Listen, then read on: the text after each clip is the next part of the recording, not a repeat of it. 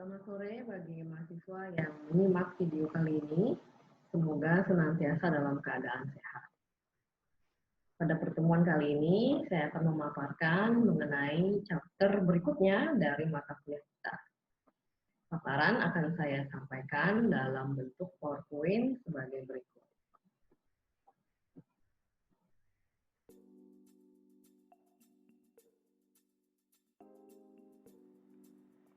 Pada video ini kita akan membahas segmentasi dan positioning global.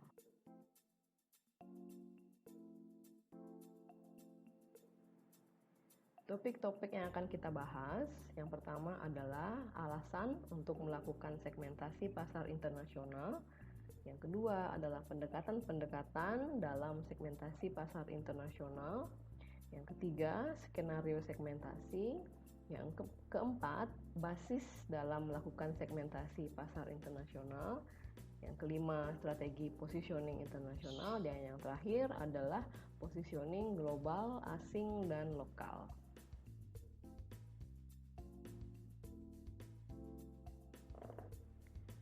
Alih-alih berkompetisi secara luas atau menargetkan segmen pasar yang besar, kebanyakan perusahaan memilih untuk mengidentifikasi dan menargetkan segmen pasar yang paling atraktif yang dapat mereka layani secara lebih efektif. Variasi pada kebutuhan konsumen merupakan motif utama dari melakukan segmentasi pasar. Pemasar memilih satu atau lebih basis segmentasi, seperti contohnya basis segmentasi berdasarkan umur atau gaya hidup, dan kemudian menetapkan basis konsumen prospektif mereka berdasarkan atas kriteria yang telah dipilih tersebut. Program pemasaran kemudian dikembangkan untuk menyesuaikan dengan kebutuhan dari segmen yang telah mereka pilih.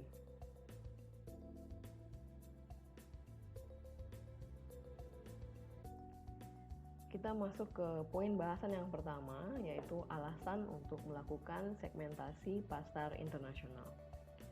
Tujuan dari segmentasi pasar adalah untuk memecah pasar menjadi beberapa kelompok konsumen yang berbeda, yang juga memiliki respon yang berbeda terhadap program bauran pemasaran perusahaan. Dengan cara tersebut, perusahaan dapat menyesuaikan strategi bauran pemasaran ke masing-masing segmen. Dengan demikian, perusahaan dapat memuaskan kebutuhan masing-masing segmen dengan lebih baik.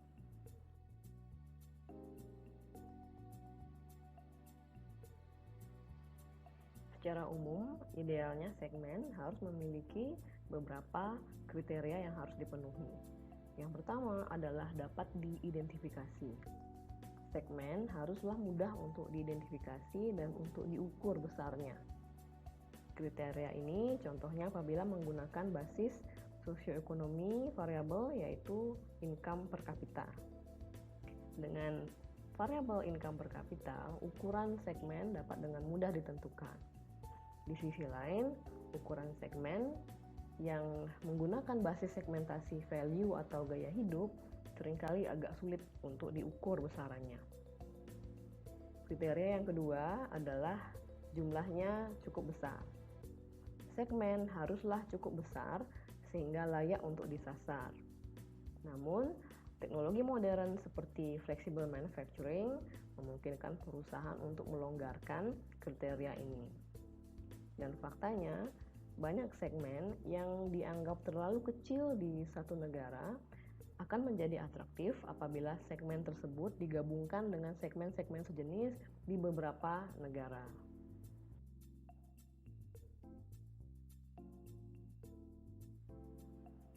Kriteria berikutnya adalah accessible atau dapat diakses. Segmen haruslah mudah untuk dijangkau melalui upaya-upaya promosi dan distribusi. Perbedaan di setiap negara dalam hal kualitas distribusi, yaitu kondisi jalan di negara tersebut dan juga fasilitas penyimpanan yang tersedia, dan juga infrastruktur media seperti penetrasi internet, menyebabkan segmen dapat sulit untuk dijangkau di negara tertentu dan juga mudah untuk dijangkau di negara lainnya. Kriteria berikutnya adalah stabilitas. Apabila target pasar merubah komposisi perilakunya seiring waktu, upaya pemasaran yang dirancang untuk target market ini akan sulit untuk sukses. Sehingga target pasar yang baik adalah memiliki stabilitas dalam perilaku mereka.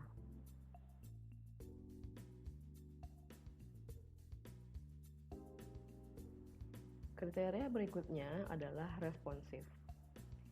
Agar segmentasi pasar ini bermakna, penting agar segmen-segmen ini memiliki respon yang berbeda-beda terhadap satu strategi bauran pemasaran. Hal ini menunjukkan bahwa segmen pasar ini memiliki karakteristik yang berbeda. Kemudian kriteria yang berikutnya adalah actionable atau dapat ditindaklanjuti. Segmen adalah actionable apabila bauran pemasaran yang diperlukan untuk memenuhi kebutuhan segmen ini konsisten dengan tujuan dan kompetensi dasar yang dimiliki oleh perusahaan.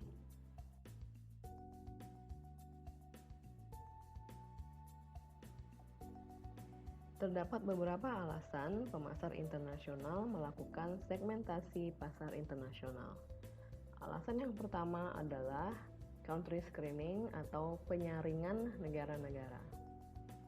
Perusahaan umumnya melakukan penyaringan awal terhadap sejumlah negara target sebelum mengidentifikasi pasar atraktif bagi produk atau layanan yang mereka tawarkan.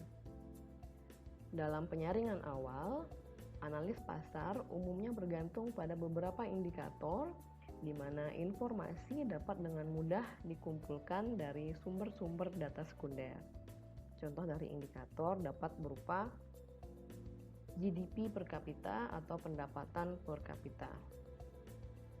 Pada tahap ini, analis pasar internasional mengelompokkan negara-negara tersebut ke dalam 2 atau 3 kategori. Negara-negara yang memenuhi kriteria yang ditetapkan akan dikelompokkan ke dalam kelompok Go yang artinya lanjut atau dapat dipertimbangkan kembali pada tahap berikutnya. Negara-negara yang gagal memenuhi kriteria yang ditetapkan akan dimasukkan dalam kelompok no-go atau tidak akan ditindaklanjuti. Perusahaan umumnya mempergunakan rangkaian kriteria yang berbeda untuk menyaring negara. Ini sangat bergantung dari karakteristik produk yang mereka tawarkan. Kesamaan budaya dengan pasar domestik adalah salah satu kriteria yang sering dipergunakan oleh perusahaan. Kriteria lain yang juga populer adalah termasuk di dalamnya daya tarik pasar dalam hal kemakmuran ekonomi, yaitu pendapatan per kapita. Indikator lainnya yaitu kedekatan geografi dan juga infrastruktur ekonomi dari suatu negara.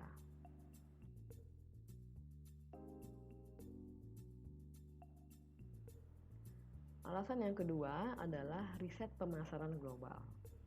Karena perusahaan global seringnya beroperasi di banyak negara, melakukan riset pasar di masing-masing negara tersebut menjadi sangat tidak efisien.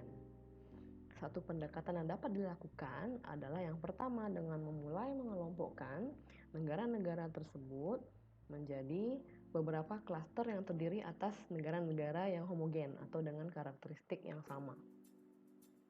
Kemudian dari masing-masing kelompok diambillah satu negara untuk dipilih sebagai tempat melakukan riset, di mana riset akan dikonsentrasikan pada satu negara terpilih tersebut.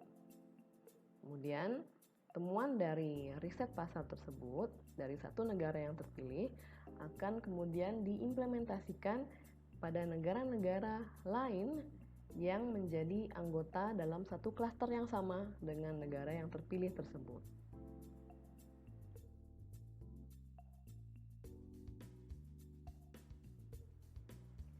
Alasan yang ketiga adalah untuk mengambil keputusan negara mana yang akan dimasuki. Saat suatu produk atau jasa berhasil dipasarkan di satu negara, perusahaan sering berharap untuk mereplikasi kesuksesan mereka di negara lainnya. Logikanya adalah untuk meluncing produk di negara yang memiliki kesamaan dengan negara di mana produk telah sukses dipasarkan. Sebagai contoh, Cadbury Schweppes sangat yakin untuk meluncing Schweppes Tonic Water-nya di Brasil karena minuman tersebut diterima dengan sangat baik di negara dengan budaya yang sama dengan Brasil, yaitu Meksiko. Tabasco sauce sangat populer di banyak negara Asia seperti Jepang yang menyukai makanan pedas, sehingga McHenry, perusahaan pembuat Tabasco yang berbasis di Louisiana, memandang bahwa memasuki pasar Vietnam dan India, yaitu dua negara berkembang di Asia dengan kesukaan pada makanan pedas, sebagai langkah yang sangat logis untuk melakukan strategi ekspansi di Asia.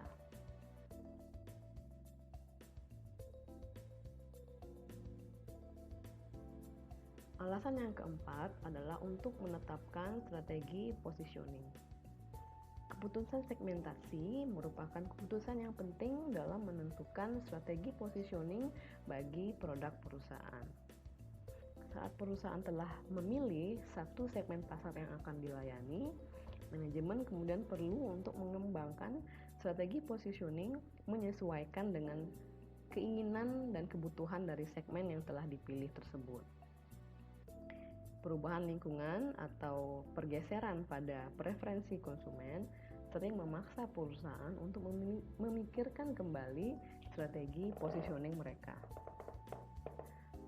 Strategi positioning ulang dari Cathay Pacific pada pertengahan 90 menjadi contoh yang baik, yaitu airline yang berbasis di Hong Kong menyadari bahwa produk mereka gagal untuk memenuhi kebutuhan dari customer Asia mereka dengan baik, di mana customer Asia ini merepresentasikan 80% dari basis pelanggan mereka.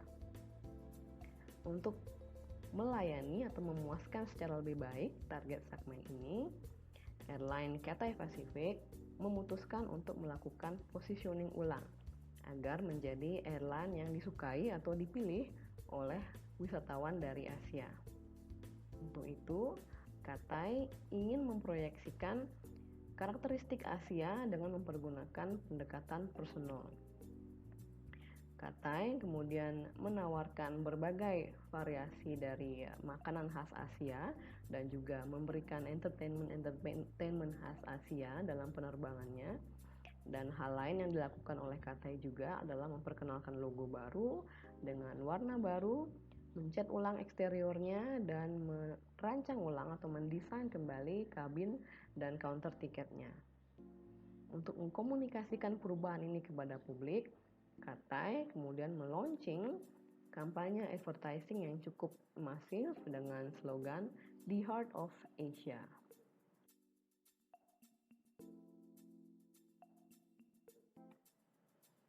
Alasan yang kelima adalah membantu alokasi sumber daya.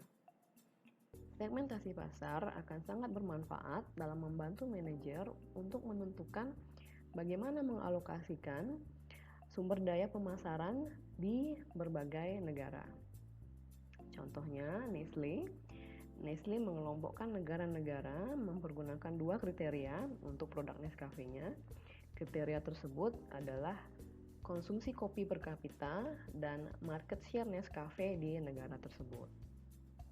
Manajer Nestle dapat memutuskan untuk mengkonsentrasikan upaya pemasaran pada negara-negara yang memiliki pangsa pasar rendah untuk Nescafe, namun memiliki konsumsi kopi per kapita yang tinggi. Sehingga di negara-negara ini, Nestle dapat memfokuskan upaya pemasaran demi meningkatkan market share dari Nescafe. Atau sumber daya juga dapat dialokasikan ke negara-negara di mana Nescafe memiliki pangsa pasar yang cukup tinggi, namun negara tersebut memiliki konsumsi kopi yang rendah.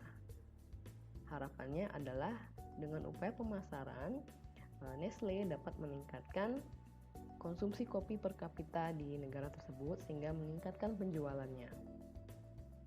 Pada saat yang sama, manajer juga dapat mempertimbangkan untuk memotong sumber daya atau upaya pemasaran di pasar dengan konsumsi kopi per kapita yang rendah dan di mana market share dari Nescafe juga sangat lemah.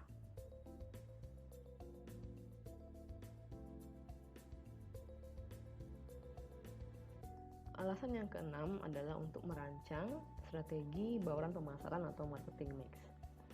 Pada pemasaran domestik, keputusan segmentasi menentukan bagaimana strategi bauran pemasaran dari perusahaan. Dalam logika yang sama, segmentasi pada berbagai negara yang dilakukan oleh pemasar internasional juga menjadi panduan bagi pemasar internasional dalam menentukan strategi bauran pemasarannya.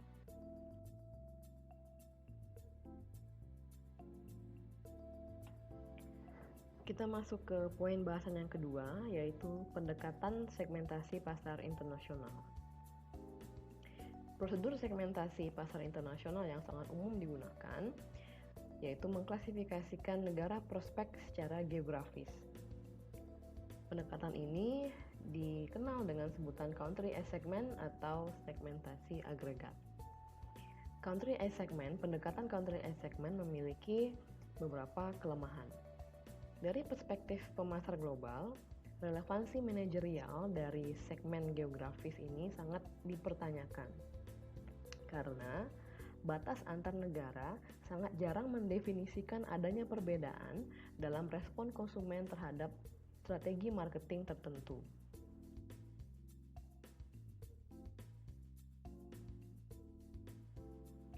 Pendekatan alternatif yang dapat dilakukan adalah segmentasi internasional disagregat. Di sini fokusnya adalah pada konsumen individual. Sama seperti pemasaran domestik, satu atau lebih basis segmentasi dipilih. Contohnya adalah gaya hidup, demografi, atau nilai. Segmen konsumen kemudian diidentifikasi berdasarkan atas kesamaan mereka terkait dengan basis segmentasi yang terpilih. Permasalahannya di sini adalah menargetkan segmen konsumen yang berbeda-beda secara geografis dapat memunculkan permasalahan secara logistik.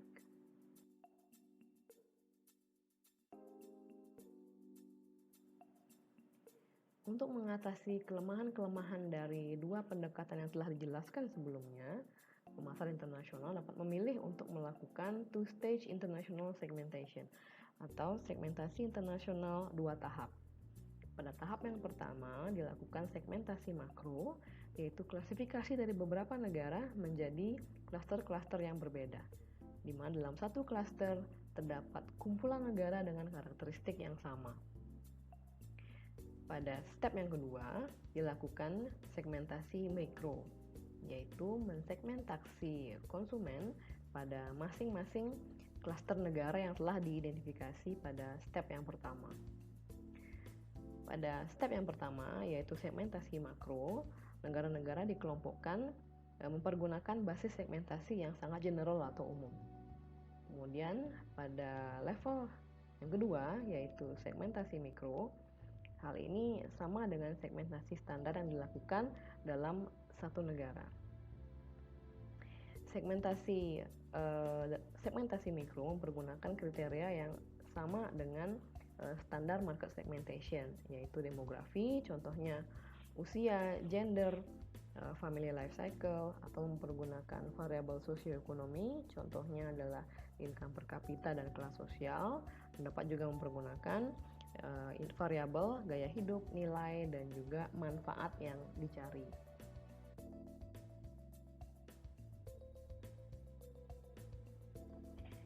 Kita menuju ke poin bahasan yang ketiga, yaitu skenario segmentasi. Saat perusahaan mensegmentasi pasar asing, berbagai skenario dapat muncul. Fenomena yang umum terjadi diilustrasikan pada gambar, di mana kita dapat menemukan segmen yang universal, yaitu segmen A. Dapat dilihat pada gambar, yaitu segmen A terdapat di setiap negara. Di country X, di country Y, dan juga Z terdapat segmen A. Sehingga A disebut sebagai segmen universal. Dan ada juga segmen yang unik atau hanya terdapat pada 2 atau 3 negara. Dalam hal ini B, C, D, E, dan F, di mana B, C, D, E, dan F tidak terdapat di setiap negara. Perhatikan juga bahwa ukuran dari segmen-segmen ini berbeda di masing-masing negara. Di country X, ukuran segmen B lebih besar dibandingkan segmen B di country Y. Satu kemungkinannya adalah pemasar dapat menemukan segmen universal atau segmen global. Segmen universal ini adalah segmen yang terdapat di lebih dari satu negara. Mereka bersifat universal di mana konsumen dalam segmen universal ini memiliki kebutuhan atau keinginan yang sama.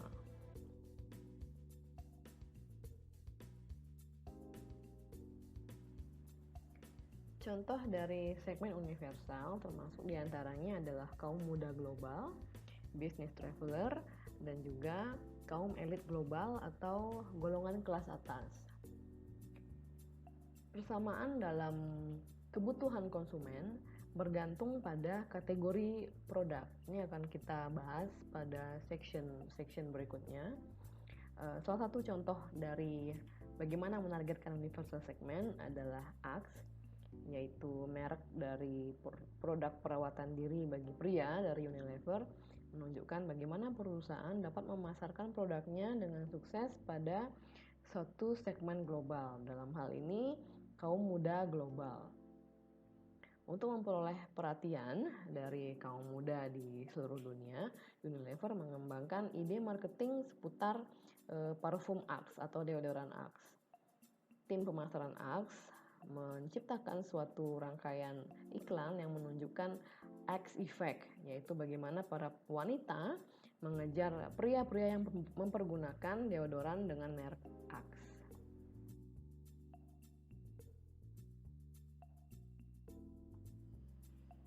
Kesamaan kebutuhan konsumen sangat tinggi pada produk-produk berteknologi tinggi dan produk yang berkaitan dengan travel atau perjalanan. Contohnya adalah kartu kredit dan airlines. Pada ujung spektrum lainnya adalah produk makanan, di mana keinginan dan kebutuhan konsumen cenderung sangat localized atau sangat lokal. Terdapat juga segmen regional, di mana kesamaan pada kebutuhan dan keinginan konsumen terjadi atau muncul pada level regional. Sementara terdapat perbedaan pada kebutuhan konsumen di region-region yang berbeda, terdapat juga kesamaan pada kebutuhan konsumen di dalam satu region. Pada segmen universal atau segmen regional, manajemen dapat mengadopsi strategi marketing undifferentiated atau strategi marketing yang sama pada seluruh dunia atau di satu region. Strategi marketing yang undifferentiated memungkinkan perusahaan untuk mencapai economies of scale. Strategi ini cocok diterapkan oleh perusahaan yang memproduksi produk berteknologi tinggi. Contohnya adalah produk Microsoft yang bersifat universal.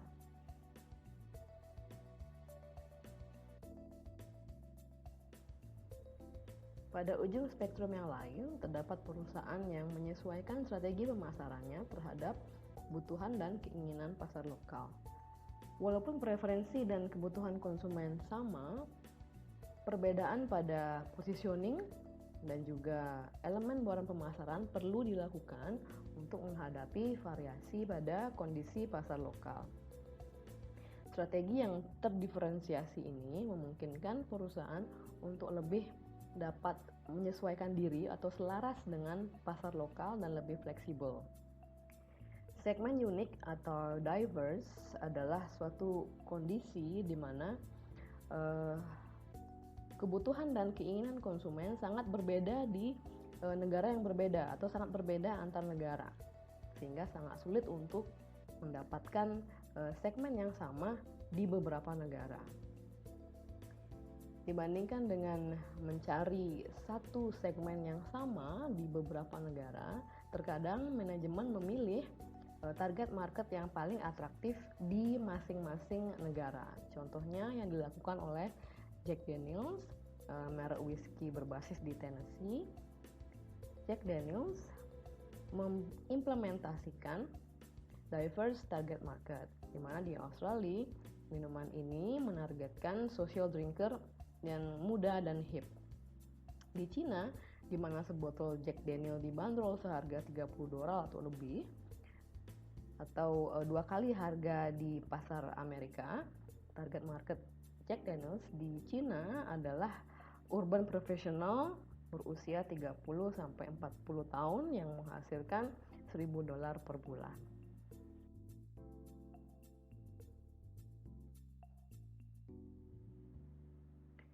Gap pada tingkat segmentasi sangat tampak saat membandingkan struktur pasar di negara maju dengan negara berkembang.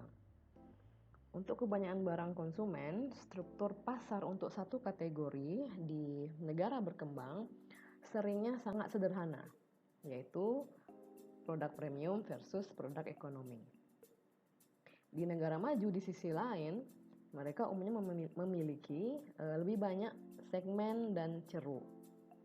Ini disebabkan oleh perbedaan pada tingkat perkembangan dari pasar. Pada awal siklus hidup produk, pasar umumnya masih relatif kurang tersegmen.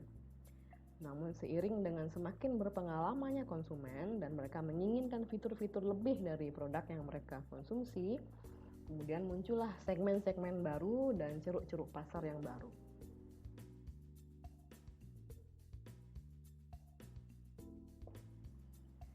Kita masuk ke bahasan berikutnya, yaitu basis untuk melakukan segmentasi pasar internasional.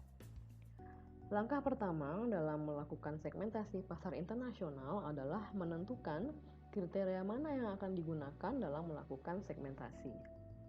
Kriteria yang pertama adalah demografi. Demografi terdiri atas diantaranya usia, jenis kelamin, tingkat pendidikan, dan status pernikahan. Variabel demografi adalah kriteria segmentasi yang paling populer. Alasannya adalah karena indikator demografi umumnya mudah untuk diukur. Terlebih, informasi mengenai populasi suatu negara seringnya sudah tersedia di situs-situs pemerintahan dan juga cukup akurat. Salah satu segmen yang sering diabaikan oleh pemasar adalah segmen masyarakat usia lanjut. Banyak dari masyarakat usia lanjut saat ini lebih sejahtera dan lebih sehat daripada sebelumnya. Negara-negara dengan populasi yang sudah mulai menua menawarkan peluang pasar untuk barang atau layanan konsumen yang ditujukan untuk memenuhi kebutuhan kaum lanjut usia. Contohnya adalah Proaktif. Proaktif adalah produk margarin yang mencoba untuk memenuhi kebutuhan para kaum lansia untuk margarin yang ramah jantung. Proaktif ini terbukti dapat menurunkan level dari kolesterol. Proaktif menjadi produk yang sangat populer di kalangan kaum masyarakat lanjut usia.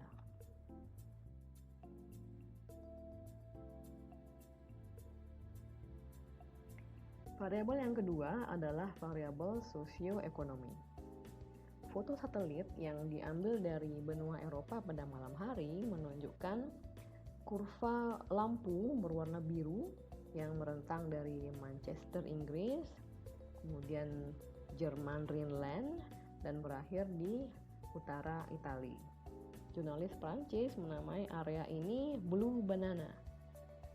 Area ini memiliki konsentrasi terbesar dari kota-kota besar di seluruh dunia dan juga lalu lintas perdagangan yang paling padat dan juga kapasitas produksi tertinggi per kilometer persegi. Region ini menciptakan peluang pasar yang cukup besar bagi para pemasar barang-barang mewah. Contohnya adalah Louis Vuitton, BMW, kemudian layanan-layanan kelas atas, dan juga produk-produk yang berkaitan dengan rekreasi.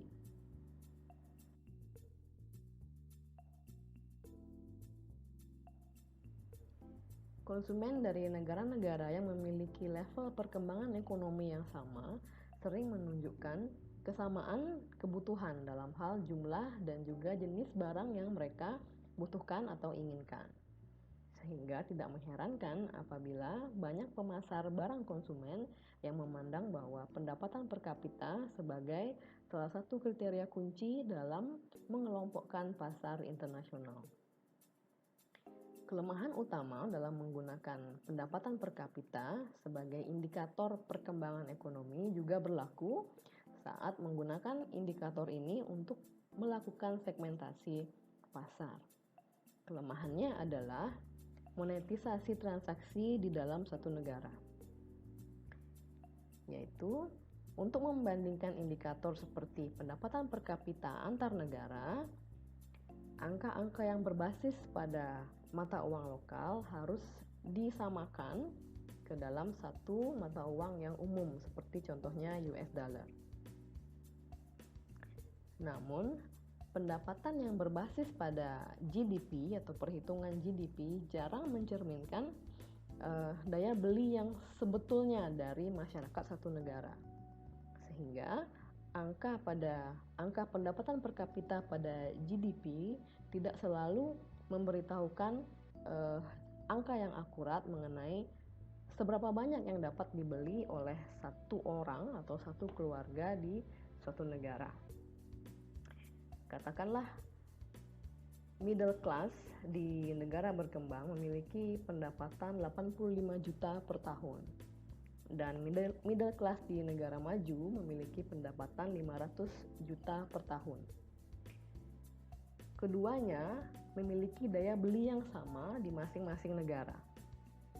Hal ini disebabkan karena biaya hidup yang cukup tinggi di negara maju menyebabkan angka tersebut menjadi sangat tinggi.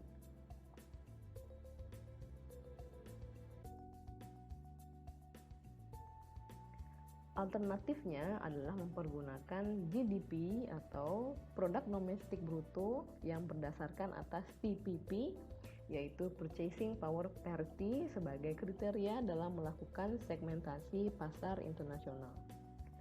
PPP merefleksikan seberapa banyak suatu rumah tangga perlu mengeluarkan uang dalam US dollar untuk membeli satu set kebutuhan pokok. Kemudian kelemahan yang kedua dari mempergunakan produk domestik bruto sebagai kriteria segmentasi adalah adanya sektor abu-abu atau pasar gelap dalam ekonomi. Angka dari pendapatan nasional hanya mencatat transaksi yang muncul dari sektor-sektor yang legitimate atau sektor yang sah dalam ekonomi satu negara. Banyak negara yang memiliki sektor abu-abu yang cukup besar, yaitu terdiri atas banyak transaksi dari produk-produk yang tidak dikenai pajak dan juga transaksi-transaksi barter. Transaksi gelap ini umumnya atau seringnya di beberapa negara justru memiliki nilai yang lebih besar dibandingkan dengan transaksi yang sah dan tercatat di dalam angka pendapatan nasional. Kelemahan ketiga dari mempergunakan produk domestik bruto sebagai kriteria dalam melakukan segmentasi adalah disparitas pendapatan atau kesenjangan pendapatan. GNP atau produk nasional bruto tidak menggambarkan keseluruhan kondisi ekonomi. Indikator ini mungkin dapat menyesatkan di negara-negara dengan tingkat kesenjangan pendapatan yang cukup lebar. Seperti contohnya Bolivia, di mana 10% dari populasi yang merupakan masyarakat-masyarakat yang kaya berkontribusi pada 47% pada pendapatan nasional, di mana 10% dari orang-orang termiskin hanya memberikan atau hanya menyumbang 0,3%.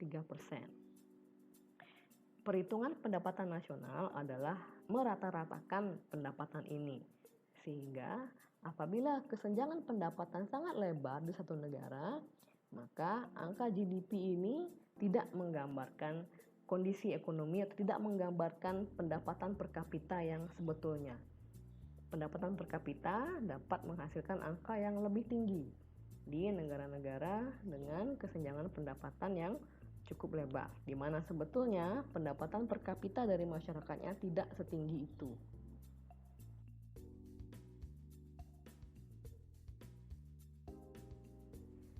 Variabel yang ketiga sebagai basis dalam segmentasi pasar internasional adalah segmentasi berbasis perilaku.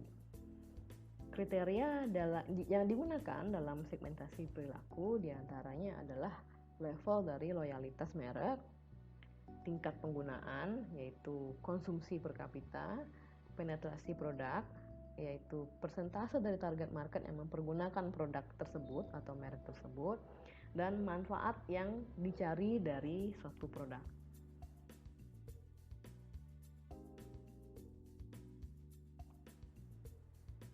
Basis yang keempat dalam segmentasi pasar internasional adalah basis lifestyle atau gaya hidup. Pemasar dapat mengelompokkan konsumen berdasarkan atas gaya hidup mereka. Contohnya adalah sikap mereka, opini, dan juga nilai-nilai yang mereka anut. Contoh dari segmentasi gaya hidup adalah pendekatan yang dilakukan oleh GfK Roper Consulting yang menghasilkan Value Scope Model. Setiap tahun, perusahaan riset pasar ini melakukan 30.000 interview di seluruh dunia untuk memonitor nilai-nilai yang dianut oleh konsumen. Berdasarkan atas responnya, Value Scope Model menghasilkan atau mengidentifikasi 7 segmen konsumen berdasarkan atas nilai.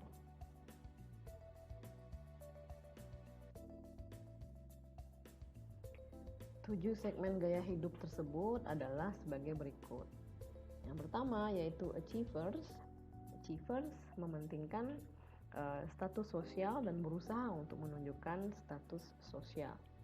Kemudian Traditional, mereka percaya bahwa cara hidup yang diwariskan kepada mereka adalah cara hidup yang terbaik dan tidak memerlukan perubahan-perubahan apapun.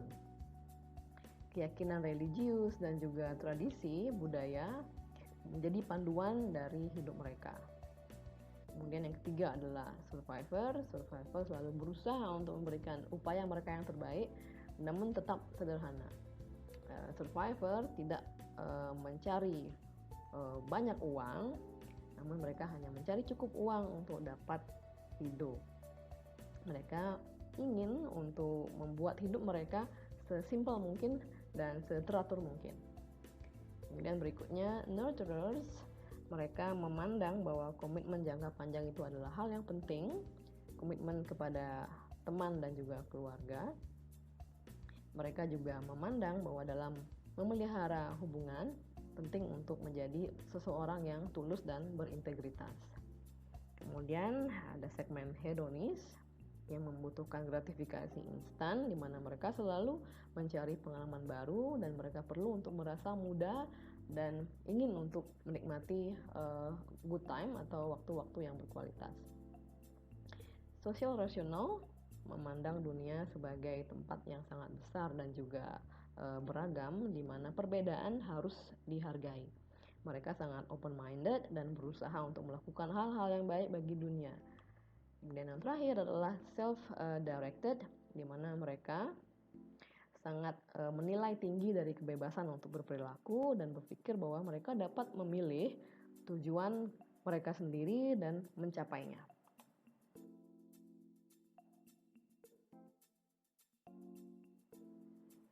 Praktisi dan akademisi memiliki concern terkait dengan penggunaan variabel lifestyle dalam atau sebagai basis segmentasi. Yang pertama adalah value atau nilai terlalu umum untuk dapat dikaitkan dengan pola konsumsi atau dengan perilaku pemilihan merek dalam satu kategori produk. Sebagai hasilnya, segmentasi berdasarkan lifestyle seringnya tidak terlalu bermanfaat sebagai alat untuk membuat prediksi mengenai perilaku pembelian konsumen. Kemudian yang kedua, segmentasi berbasis nilai seringkali tidak actionable atau tidak dapat ditindaklanjuti. Ingat bahwa salah satu kriteria bagi segmentasi yang efektif adalah actionability, seperti yang telah dibahas pada poin yang pertama. Pengelompokan berdasarkan atas lifestyle tidak memberikan panduan yang cukup dalam hal upaya pemasaran apa yang dapat dilakukan untuk masing-masing segmen. Kemudian yang ketiga, implementasi internasional dari segmentasi berbasis lifestyle ini sangat terbatas karena lifestyle atau gaya hidup, walaupun dalam satu regional yang sama, gaya hidup dapat bervariasi dari satu negara ke negara lainnya.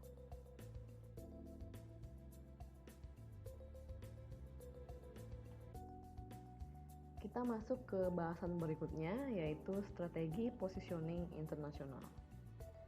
Saat perusahaan multinasional telah melakukan segmentasi pasar internasional, perusahaan perlu kemudian untuk memutuskan pasar mana yang akan mereka targetkan dan strategi positioning apa yang akan mereka gunakan untuk menarik segmen tersebut. Jelas bagi pemasar global, pertanyaan kuncinya adalah sejauh mana strategi positioning yang universal atau sama dapat digunakan. Dan jelas bahwa salah satu faktor kuncinya adalah keputusan dari target pasar. Atau secara kasar, perusahaan multinasional memiliki dua pilihan. Yang pertama adalah menargetkan segmen universal lintas negara atau menargetkan segmen pasar yang berbeda di pasar yang berbeda. Apabila menargetkan segmen yang sama atau universal, manajemen perlu untuk memutuskan apakah akan menggunakan strategi positioning yang sama di seluruh dunia atau menyesuaikan tema positioning terhadap masing-masing pasar. Di sisi lain, apabila perusahaan memutuskan untuk menargetkan segmen yang berbeda di negara yang berbeda pula, panduannya adalah untuk juga menyesuaikan strategi positioning di masing-masing segmen di setiap negara tersebut.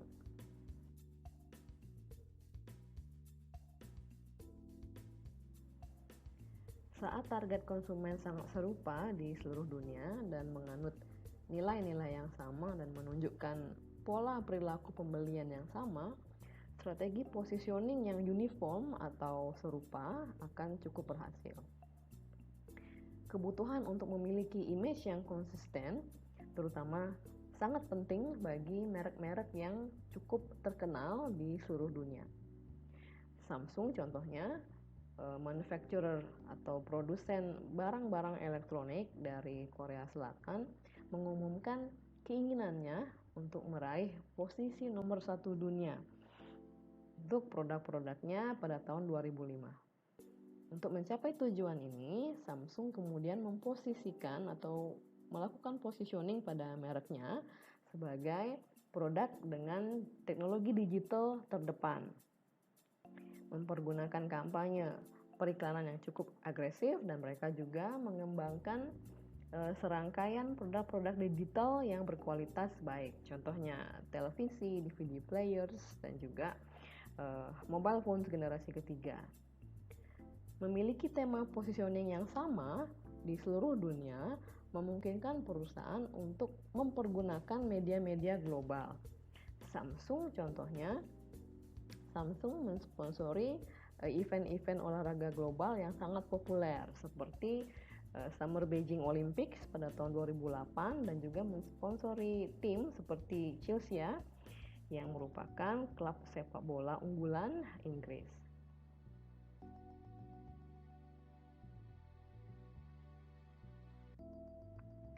Banyak perusahaan memposisikan brand-brand yang dianggap mainstream di negara asalnya sebagai produk-produk atau merek premium di pasar internasional, sehingga mereka menargetkan segmen yang lebih kecil yang bersedia untuk membayar harga premium untuk produk-produk impor.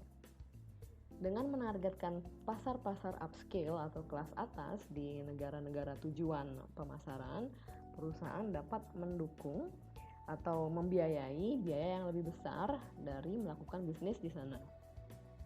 Contohnya adalah Pizza Hut. Di Amerika, Pizza Hut adalah merek fast food yang sudah mulai redup.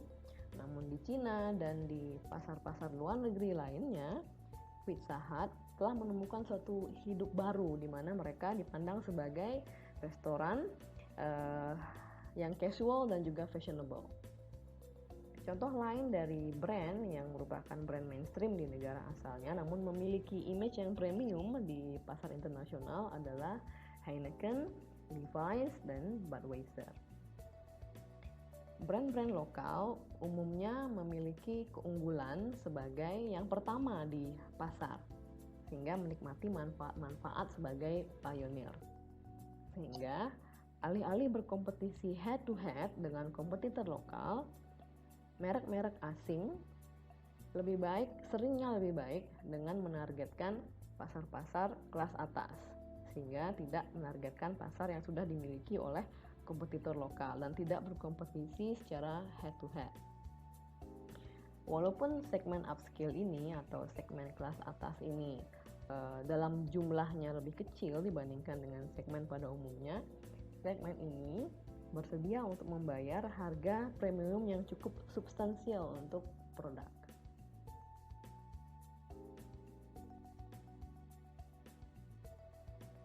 Kita masuk ke bahasan yang terakhir, yaitu positioning global, asing, dan lokal. Para manajer dapat memposisikan merek mereka sebagai simbol dari budaya global, budaya asing, atau budaya lokal. Kita membahas yang pertama, yaitu positioning budaya global atau GCCP. Strategi ini berusaha untuk memproyeksikan merek sebagai simbol dari budaya global. Sehingga membeli brand tersebut dapat menguatkan perasaan konsumen sebagai bagian dari segmen global. Dan juga dapat mendorong image pembeli sehingga dipandang sebagai seseorang yang kosmopolitan, modern, dan cerdas. Contoh dari merek yang berhasil mempergunakan strategi GCCP ini adalah Sony dengan slogan My First Sony dan Nike dengan slogan Just Do It.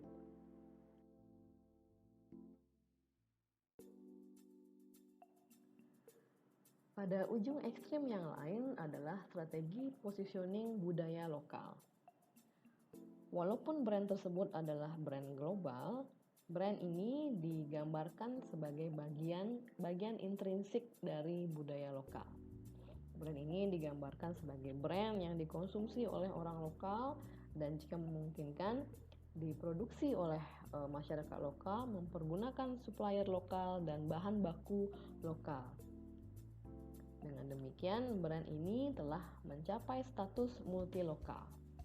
Contohnya adalah Singer, produsen dari mesin jahit. Singer dipandang sebagai produk asli Jerman oleh masyarakat Jerman dan produk asli Inggris oleh masyarakat Inggris dan dipandang sebagai produk asli Amerika oleh masyarakat Amerika. Dan faktanya dalam Perang Dunia Kedua, pilot Jerman menghindari mengebom pabrik dari Singer di Eropa karena berpikir bahwa Singer merupakan produk buatan Jerman. Padahal faktanya Singer adalah asli dari Amerika.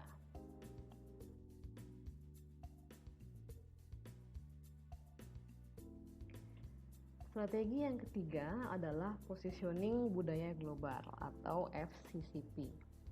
Di sini tujuannya adalah membangun aura brand di seputar budaya-budaya asing yang cukup populer. Biasanya yang memiliki konotasi positif untuk suatu produk. Contohnya adalah jam buatan Switzerland atau peralatan rumah tangga buatan Jerman. Strategi positioning mana yang tepat digunakan bergantung pada beberapa faktor. Salah satu faktor penentu yang penting adalah target pasar.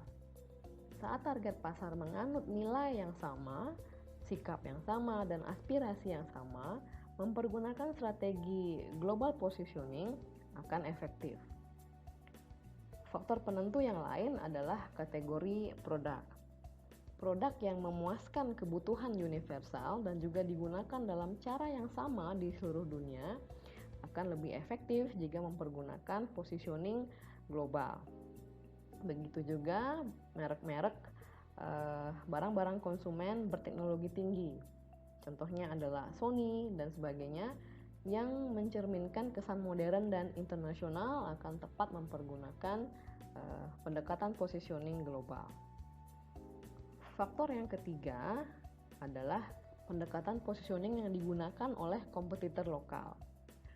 Apabila setiap pemain di dalam pasar lokal telah menggunakan strategi global positioning, pemasar akan dapat lebih mudah untuk memasuki pasar mempergunakan strategi LCCP atau local positioning dan sebaliknya. Faktor terakhir yang menentukan strategi positioning mana yang tepat adalah level dari perkembangan ekonomi. Pada pasar negara berkembang yang masih dalam tahap awal dari perkembangan ekonomi, pendekatan positioning global akan lebih unggul dibandingkan pendekatan positioning lokal. Di pasar ini, brand yang memiliki image global mampu meningkatkan citra diri dan juga status dari penggunanya.